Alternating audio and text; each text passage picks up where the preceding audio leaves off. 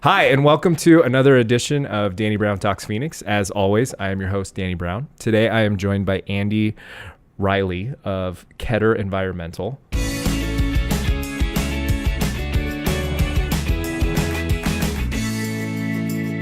Welcome to the show, Andie. Appreciate you coming. Happy to be here. Yeah. So why don't you tell us a little bit about yourself and what Keter Environmental does? So I am a field operations manager for Keter Environmental. Okay. And we are a waste optimization company. We operate on a national platform, and we focus on saving our customers money or making them money, along with increasing their diversion, meaning their recycling numbers, and also offering to them industry knowledge. Okay. Can we simplify what you do a little bit and Yeah. kind of dumb it down? Let's see. It sounds quick like way. that you We, save people a lot of money by we- helping them with trash. Yeah, we do trash and recycling, Yeah? essentially. And if we don't make our customers money, then they're not going to want to do it. Sure. So how would someone go about making people money through waste management? I don't quite follow. A big thing is efficiencies. Okay. So we have technologies and equipment that allow us to operate more efficiently in saving the customers money. A lot of the time, with trash, no news is good news. And so operationally speaking, it's not very efficient. So coming in and being an advocate for our customers with some of the companies that they're working with and finding other opportunities for them to save money, working with other companies and as well, because we don't have commitments to one, say, trash company. Okay. We can go into the local market, find new companies, find new relationships, and kind of leverage that. So this sounds way more technical than just putting waste baskets out. It is. That's the industry knowledge that comes in. People don't really understand maybe how it works, Right. how trash works, and don't really know the local players, which is very important in trash because it's very localized. You don't know who can pick something up, or maybe there's a vendor that can do, say, paper-only recycling for you. And maybe you go into an area where you can't do single stream recycling, meaning everything goes in the blue can. There might not even be an opportunity for you in that market. So it's very localized. And having a company that works on a national platform that has local people, that's really one of our biggest assets. Okay. So then your company then, it sounds like it's bigger than just helping small offices with their trash then. Are you talking like large events, large businesses with, so kind of expand a little bit like. All of the above. Okay. So our bread and butter was retail. That's kind of where this company, Keter, started. We've moved into office buildings, so large Class A office buildings in New York. We have several of them there. We have, we have schools, so a couple of school districts. We also are looking into getting into the medical waste industry, so in hospitals as well. So it's not limited to necessarily, we do it on a larger scale. I don't think people realize that that's a business, that getting rid of your garbage is a business. Like as long as it's getting picked up and leaving your house or your office, that's kind of all you care about. But there's probably a lot that goes into it behind the scenes. There definitely is. And nobody knows it. I get a little chuckles a lot of the time when I tell people what I do. Yeah, I imagine. They don't even believe that that's something that I can be paid to do. I mean, you're like a garbage engineer. I like that. Yeah. I might need to use that versus my trash lady pitch. My mom made me a customized jacket, and she said garbage person on it. And I was like, oh, that's not very glamorous, Mom. Trash lady is where I was going, but I like the garbage engineer. Yeah, I have to take that. So then expand for me a little bit, so people can understand what happens and what goes into the business behind your garbage. A lot of it, a big piece that Keter focuses on is creating a platform and a system that is I wouldn't say idiot proof, but so that people can utilize it and it will get the job done, right? And if we don't have a good system in place, then we can't expect anyone to know what to do or how to do it effectively. Sure. So that's step one. And then step two is education. We are in our customers' business and properties at least every 90 days and talking with their tenants or the customers or whoever it may be, but we do a lot of education. We have a whole department based on just diversion. So that's the recycling and the education. And that's really a big passion of mine. Oh, great. Well, so what are some of the misconceptions then behind recycling? You know, I feel like you put everything in your blue can, whether it's at your work or your home, and it gets taken away. I bet a lot of that's just not recyclable, for one, and it may not make the environmental impact that you think. Is that true? That is very true. Okay. I had to make this realization for myself through my passion of recycling when I was a kid, having the coveted can crushing chore, to being a wishful recycler in high school where I would just say, they'll figure it out when it gets there. I think this is recyclable. To then working with a trash hauler and with our MRFs, our material recovery facilities, and actually trying to find homes for the recyclables, to then working for a waste optimization company that even gives us gave me a bigger scope. So it's a full circle. I think the biggest thing is people wishfully recycle. They throw things in the bin and assume that because it's in the bin, it's recycled, and that's not the case. It's being diverted. It's being diverted from the landfill. And then once it's diverted, we have to categorize it and then try and sell it on the market. And if nobody wants it, then it goes to the landfill in the end. So it doesn't. Oh, wow. It doesn't actually always get recycled. And I think that's the biggest disconnect, that everyone assumes it's in the blue bin, it's going to get recycled. Yeah, I just assumed I knew that things that went in the blue bin may not get recycled and would end up probably in the landfill. But I just assumed if it went in the blue bin, it went to a recycling center and just got recycled. So you're telling me that people have to bid on garbage? We need to find someone to buy it. So why would people buy? I don't understand. Why would people buy garbage? So plastics. Recycling is basically an above ground mining operation. Okay. We're mining out of our garbage, finding resources, and then selling them to somebody that will create it, make it into something else. So whether it's plastic fibers, they're gonna make it into other plastics. The paper, they're gonna make it into other paper products. It just really depends on what it is. Glass. We have a great local company in town called Glass King. They collect the glass bottles, and then it goes to the recovery facility here, and then it goes to Mexico, and it goes into more glass bottles, and it's a full circle. And that's a really an exciting story because you never hear what it actually becomes. Sure. We know when we put this glass in this container, it's going to become another one down in lovely Mexico. So when the trade wars that we were having with China for a period of time, I had heard just briefly that China was no longer buying our trash. So that is someone that was buying our recyclable items. And so when you take a major player out like that, then all that garbage just still ends up in a landfill. And correct. Basically, if we can't find somebody to buy it or even just take it for free,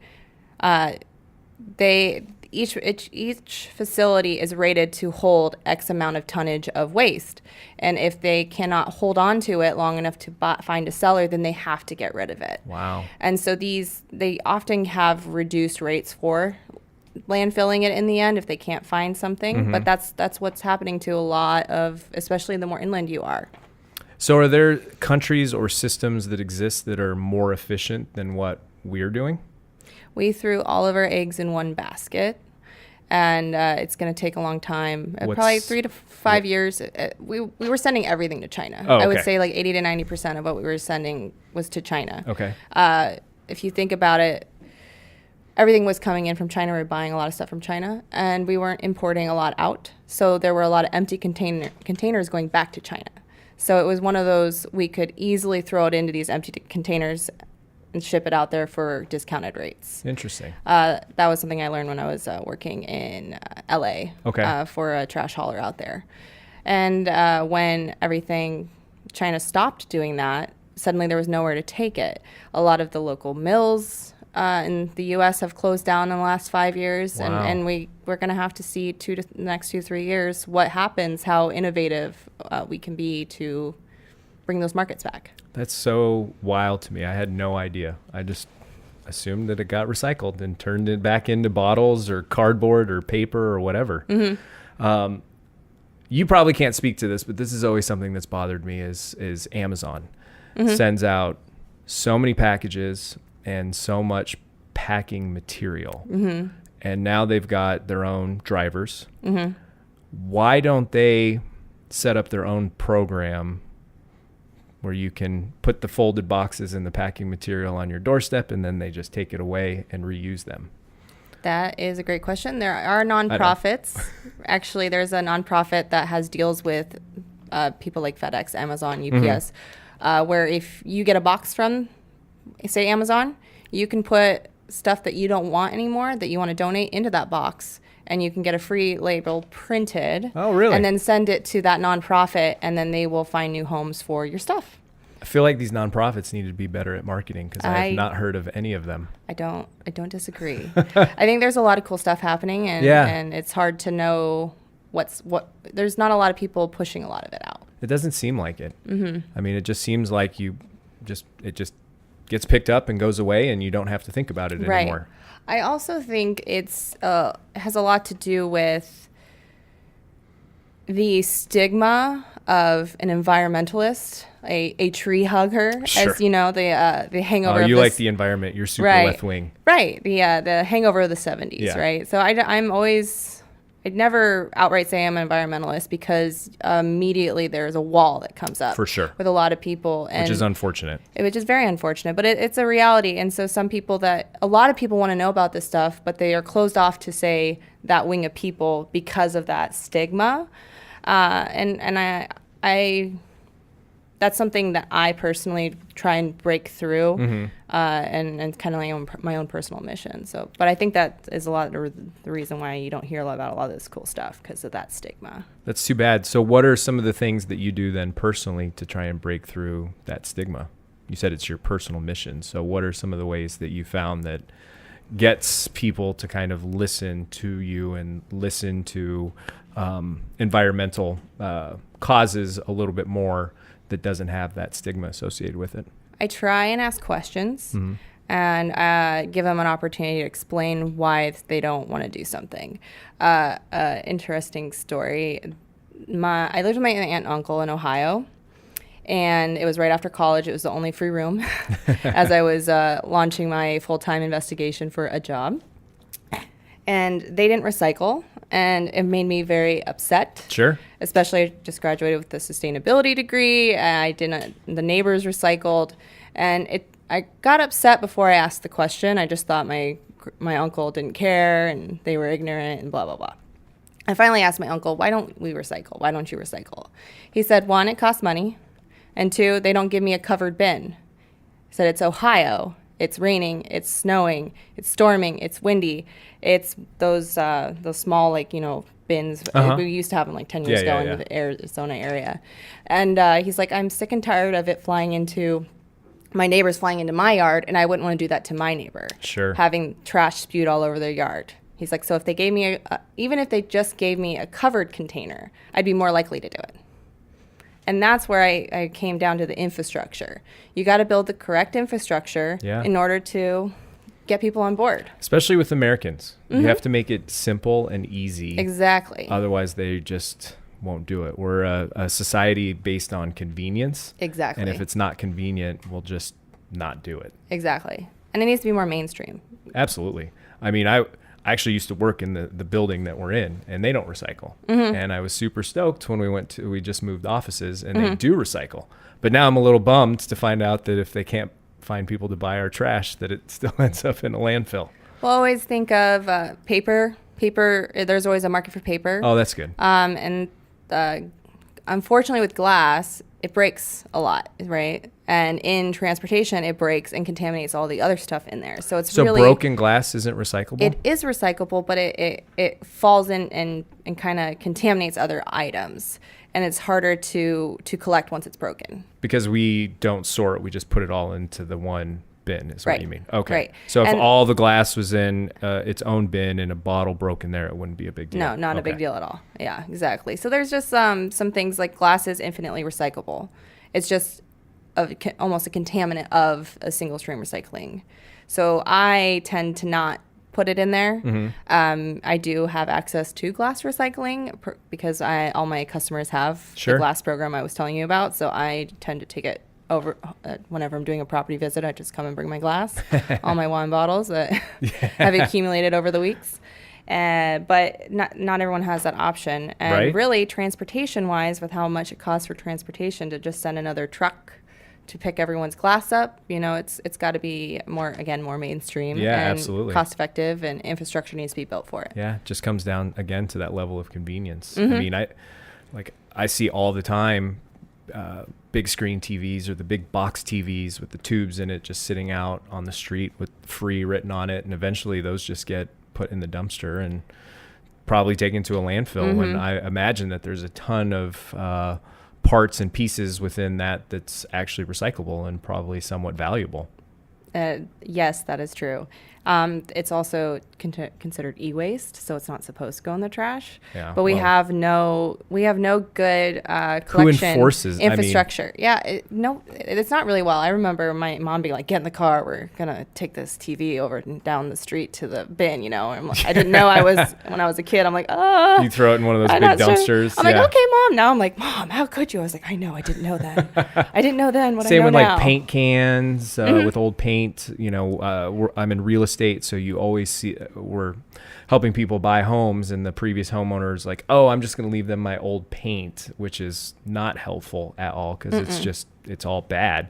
And I think most people probably just throw it in the dumpster, and it's really bad for the environment. It really depends. If it's latex paint, you can leave it out, dries out, throw it in the trash, it's fine. Really? However, if it's not latex, like oil-based, it's household hazardous waste. And as long as you're a resident, most cities have somewhere you can take it. So that's good. But again, that's that convenience factor. You actually have to do something to make it happen. Yes. And I think most people I'm just going to throw this in the dumpster. Definitely. I was working, when I was working in Los Angeles, I was working for one of the haulers there. They recently went into a partnership with like 6 of the haulers to implement their program for commercial waste. And they had us come for a tech, it's one of those like incubator tech, like one day things where a bunch of brainiacs come, spend their day with this one problem, try and find something, and then they get the money from the city after for the winner. Yeah.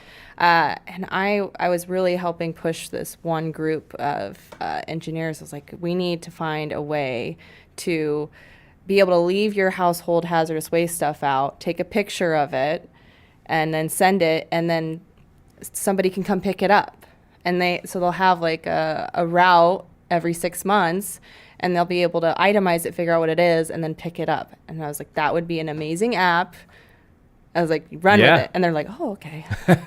So I'm looking forward to what technology can really do and help us to I think tackle these problems. A lot of people are relying on technology. Like, we're going to innovate our way out of some of these issues. What are some of the biggest problems that kind of face our environment that you see from a waste standpoint that people should really be focused on that they might not be? There's a lot. But I think that a big piece is the story, the explanation of why you shouldn't do something. I think a lot of people get on their soapbox and tell you that you shouldn't do something, but they don't necessarily explain to you why. And none of us liked that when we were kids. No, guilt is a great motivator, right? Well, I don't know if it's guilt. It's just this, like what I've told you about paint, what I've told you about glass, what I've told you. It's just information that you can use to make a better decision. Sure. And the stories aren't there for that necessarily. Like, we don't have to hit the feels to get people to do something, and just help them to understand it a little better. Yeah. Yeah. But I think waste is the biggest thing for me. Yeah. Are there things, for most people, it's the city that they live in that picks up their waste. Mm-hmm. So are there companies like yours that are behind the cities that are actually contracted by the city to do it? It's not the city itself that's picking up the garbage? That is a big trend in a lot of states. Particularly, I worked in California with 2 different trash haulers. They go out to bid, and they get a trash hauler to come in. And I mean, the thought process behind it is the city doesn't know as much about trash as, say, a trash company, right? Sure. So you bring in the experts, they bring in their own trucks, they can monitor it a little better than the city can, and kind of, monitor the process, and then the haulers come in and kind of do their thing. So it's very common. Yeah, they outsource it to professionals. Yeah. That's probably smart. So then each city then could have its own, could have a different company that's managing the waste. And so then is the process the same amongst the cities and the states, or does it vary from municipality to municipality? It varies. It's pretty standardized, but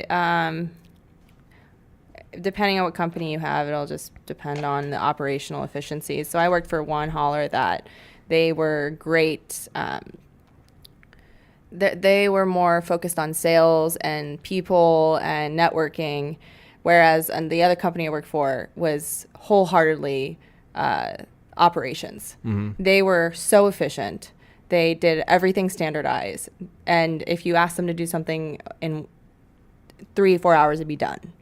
And that was amazing. But that's not what it was like on the other, with the other hauler. But They had better relationships. The sales was good. It's just... It was kind of a better atmosphere for the employees, but the customers didn't really, So it just depends on companies. Sure. So how long has Keter been around then? Keter has been around, I believe, since 2011 or 2012, so about 7 to 8 years. I think we're going in our 8th year. Okay. Wow. And in Arizona? In Arizona, we got, I think, our 2 properties.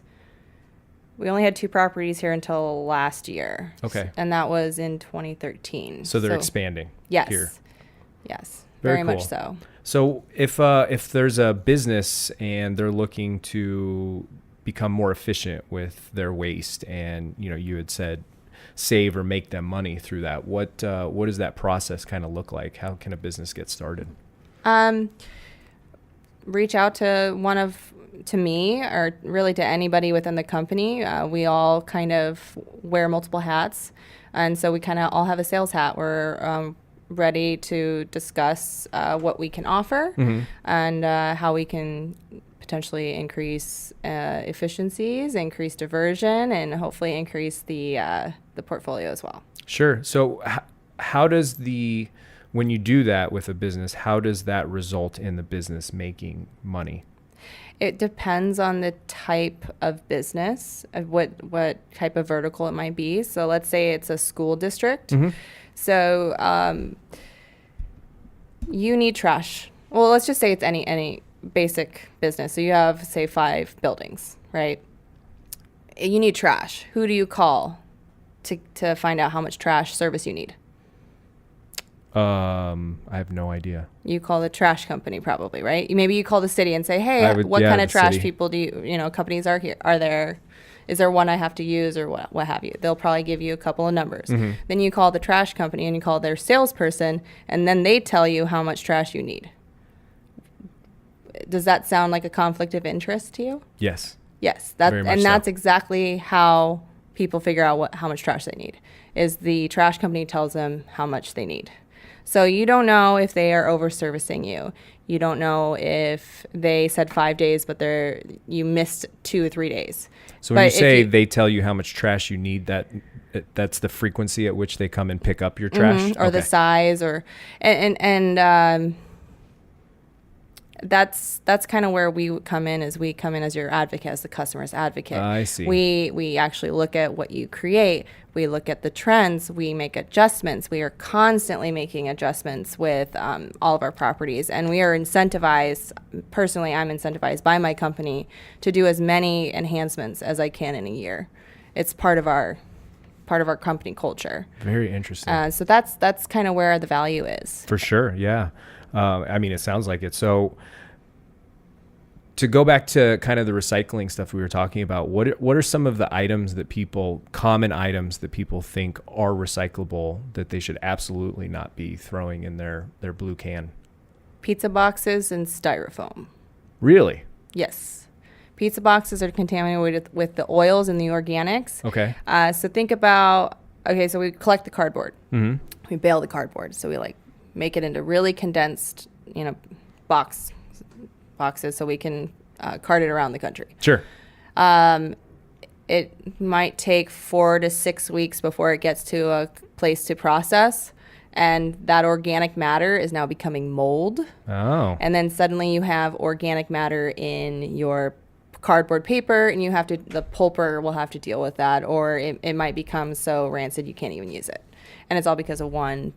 So you could end up ruining an entire bale of cardboard. Say a ton of cardboard, 1 ton of cardboard, so 2,000 pounds. Wow. And it's just because of 1 or 2 boxes that were, somewhat soiled. Interesting. And styrofoam, absolutely do not put in. No, styrofoam. The only styrofoam that can kind of be recycled is more of the packing styrofoam. So if you bought a TV and it has that packing styrofoam, but there aren't a lot of places that can process it well enough to then get it to a home that can actually recycle it. What about the packing peanuts? Those will fall off the conveyor belts and will never make it. Even if they were recyclable, even if it was made from maybe paper, it's going to fall off our conveyor belts at the material recovery facility and then just end up being trash. And I assume same with plastic bags. Plastic bags are kind of hard because there are mechanisms in the facilities that can grab them, but it makes it extremely complicated because they get tangled. And it's the first line of defense with the plastic bags. So really, those aren't very well recycled unless they are separated, say at your grocery store. Okay. So what they'll do is they'll take them, melt them down to little pellets, and then they'll burn them. Okay, interesting. There's just like a whole art to the whole thing that you just kind of don't think about at all. Right. Yeah, there's a lot going on. It's fun. I like talking about it. So since you're relatively new to the Phoenix area, I imagine if Keter's just expanding here. I actually graduated from ASU. Oh, wow. So I lived here for 3 years. Okay. And then I'm born and raised in Tucson. Oh, so wow. I'm a Tucson native. Wow. And I lived in Prescott for a little bit as well. Wow. So you spent time everywhere. All right. Yes. Well, so what are some of the problems that you see within Phoenix and the way kind of Phoenix operates its waste management? As far as operationally for waste management, I think that they're doing a great job at offering new avenues for, say, like green waste or organics. I just think that they are not educating commercial as much as they're educating residential. I think there's always a big gap with that, especially when there's, say, a city program. They're very involved with their residents. The residential program, the curbside, the education, the students, all that. But the commercial sector is really where the biggest opportunity lies. It's about 60% of the trash. And 9 times out of 10, they don't have any recycling. And if they do, it's only cardboard. Wow. So I think that's the biggest opportunity we have here, is to educate the commercial or create some sort of program that makes sense for them. And we would obviously have to create some density that makes it make sense. Yeah. Interesting. So what are some tips that people can start doing on their own, or tips that you can give to people so that they can start better managing their own personal trash in a kind of a more effective and easy way? Do you have any? I think the biggest thing is, we have reduce, reuse, recycle, and then California added the 4th R of rot. I didn't know there was a fourth R. Yeah, so ROT is more along the lines of the organics and the composting and such. But just the standard 3 Rs, reduce, reuse, recycle, they're all in order of the importance at least I think they may have done it on purpose. Sounds better that way. But reduce is really the biggest thing. Trying to find ways you can reduce your impact, reduce the things that you do buy. When you do purchase items, I actually buy a lot of reused. My family are like Goodwill gurus. And I buy a lot of stuff from, say, like Buffalo Exchange here, Plato's Closet. Half my outfit today is from You get Buffalo good stuff Exchange. there for sure. Yeah. So I think the reduce is a big part, or knowing that you're going to be out of town, so don't buy, all that chicken, or make sure to put it. We waste so much food as Right. just the culture. Exactly, or throw it in the freezer. I Yeah. thought that was the most disgusting thing. And then I lived with my aunt. She taught me how to buy in bulk, throw it in the freezer, bring it out when you need it, and planning. So My wife is on a kick to help to try and cut back on some of our expenses, and for us to be a little bit more efficient. Where I'm, everybody knows that I'm into convenience, and I'm the guy that bought one avocado through Amazon one time, and so we've actually like really cut back on what we're buying from Amazon and buying through mail order, and we've actually seen dramatic savings by going to Costco and grocery stores instead of buying everything through Amazon. So even though it's easier and it just shows up at my doorstep, there is a cost to it, and there's also the environmental cost as well. So I've noticed that our trash cans aren't quite as full because we're not getting as much junk through the mail now. Right. Yeah. So yeah, reduce. I think that's the biggest thing that people can try and do, and be a little more conscious. Yeah. And I would imagine also being careful about what they put in their recycle cans. Oh yes, absolutely. Because I've heard that if there's one item in there can it contaminate the entire truckload of recycle? Yes. So those trash trucks, recycle trucks that are running around, they're actually compactors. So when it tips in, there is pressure pushing it all together to make it compact, so you can have more of that material, for a longer period of time. Say you put a Prego bottle in there with some, say, what is it, like the sauce, right? And it compacts it, just splashes everywhere. So so I'm learning a lot. So you have to rinse all your food stuff before you put it in a recycle can? If you do not have the time to rinse it, just throw it in the trash. Well, I suck at recycling. I didn't realize you had to rinse out all your stuff too. Right. I worked at Papa John's when I was in college, and we'd scrape everything out, rinse it out and everything until we got a giant rush, right? Right. And then I'm like, all hands on deck, it doesn't even matter, and everything ends up in the trash. When I talk to restaurants, when I go in and I tell them like, hey, we have a recycling program, would you like to participate? And they're always like, oh, we don't have the time for that. And I'm like, well, you don't have to have the time all the time. I get it. Yeah. I was like, I used to work in restaurants. I used to work Absolutely. In busy atmospheres. But when you're not busy, the protocol is already to scrape everything out. I mean, you're already pretty much rinsing it out. Sure. So just take the extra step. Yeah. And it doesn't have to be all the time. You can start a little bit. You're making me feel real bad about my recycling habits. Convenience is important when time and convenience. It makes sense. I don't think that anyone needs to be perfect all the time. Sure. And I make decisions like that at home sometimes. It's like I've moved for the last 10 years, I've moved every year, sometimes 3 times a year. And I've lived in 5 states. Wow. So that's a lot of moving. Think about how many condiment bottles that is. I don't spend my time rinsing out, 15, 20 condiment bottles that many times every year when I move, because I know I can recycle it. I just don't have the time. Yeah. It's a reality of it, and I'm not going to contaminate the recycling doing so either. So I'm not perfect either. All right. Well, that's good to know. I feel really guilty now. Well, just take a little piece and run with it. Yeah. I will.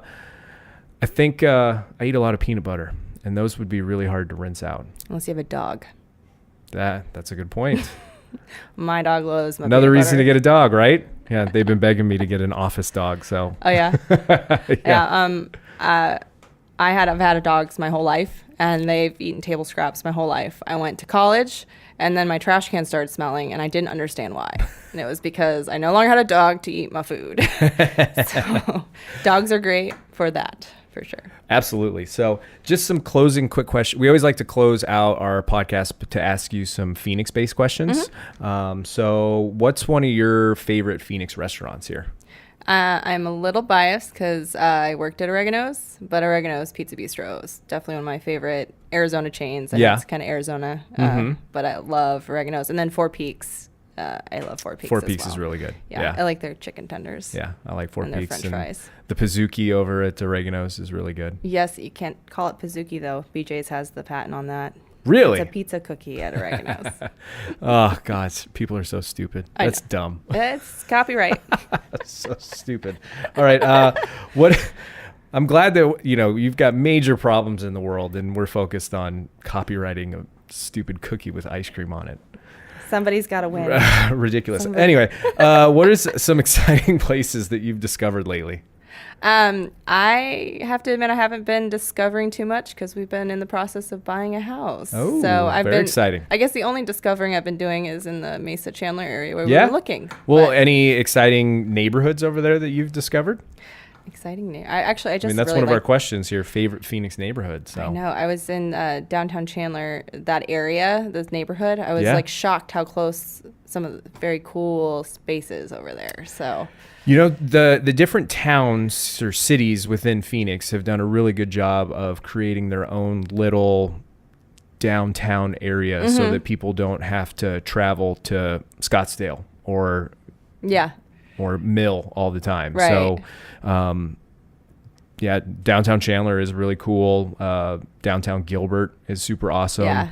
Even Queen Creek is developing their own little downtown area. I haven't been over there yet, but I do live 10 minutes from downtown Mesa, downtown Chandler, and downtown Gilbert. So those are awesome. Those are all awesome options. I kind of feel like I'm in a perfect location. Yeah, absolutely. So what then is your favorite, would be your favorite neighborhood then? I probably would have to say like close to Dobson Ranch. Yeah? Yeah. That's where I grew up. I grew up on Alma School in Guadalupe. Really? Yeah. That's where I just bought my house. Ah, look at that. Alma School. Yeah. Yep. I grew up on Pampa. Pampa? Yeah. I know where that is. Yeah? Yeah. You know that big retention basin that's off of Alma School and just south of Guadalupe? Oh. Does that ring a bell? I'm not picturing right now. So I was just thinking about the house we looked at on Pampa. So we almost bought a house on Pampa. That'd be hilarious. What is one of your favorite Phoenix hangout spots?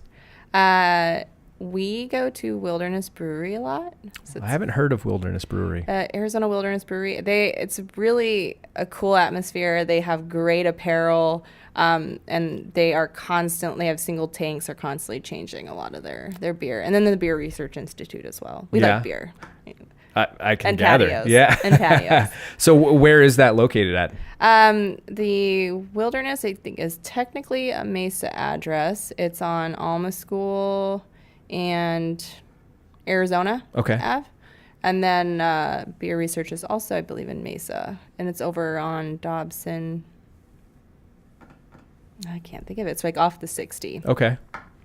A little further down. I love that, all these smaller independent places are opening across the valley. Me too. I mean, growing up here, it was all just chains. And you'd go to like Applebee's or Chili's, and that was a good meal. And right. Couldn't remember the last time I went to an Applebee's or Chili's. I was just thinking about Applebee's because our new place is right across, like around the street from Applebee's, and I'm not allowed to go there because my boyfriend can't stand it. He's like, we're not going there. No, you can't go there. I like their happy hour though; it's not bad. No, yeah, because it still goes till midnight. You got to support the mom and pop places. Agreed. Yeah. What's the best Arizona site to see? I really like. I love Sedona, obviously. That's However, a pretty common I'm gonna answer. have to go down to Tucson and say Sabino Canyon. Interesting. I have not. No one I've asked that question to has mentioned anything in Tucson. So I think Tucson has a lot of cool places to go. Sure. Very close to you don't have to travel very far. And we also have Mount Lemmon. I don't know if you know about Mount Lemmon at all, but and we get snow every Christmas, so at Christmas, we always have snow. We just have to drive 35 minutes up the mountain. Yeah, Tucson gets a bad rap. It's not, it's not all bad. There's just too big of a clash argument. My biggest problem with Tucson is trying to commute around. There's no freeways, and it takes forever to get anywhere. But a nice side effect is it has a small town feel. It is the biggest small town you ever go to. Yeah. Agree to disagree. I'm just saying. So is there anything to kind of wrap this up and close out? Is there anything that we didn't cover in, your garbage engineering that you do that you wanted to touch on? I don't think so. I think I can kind of dive into a lot in more detail, but... Well, it was super interesting. I learned a lot about recycling and what not to do and what to do. So I will be making an effort to change my personal habits, and hopefully our audience has learned some stuff as well. If anybody wants to reach out to you or follow you on any of the social media sites, where can they find you? I am only on LinkedIn really right now. Okay. So. Well, you got a hilarious LinkedIn profile. I was a big fan when I read it. Good. Yeah. It was very funny. Good. Cool. Trash well, thank can you. Be fun. Yeah. I mean, I don't know about that, but your LinkedIn profile is hilarious. Gosh, no, it's dumpster diving is the best. Let's be real. Come on. Got some cool stuff. Well, on that note, thank you so much for joining us. I appreciated having you here today. Absolutely. And thank you, everybody, for tuning in. And we will see you next time on the next episode of Danny Brown Talks Phoenix. Thanks a lot.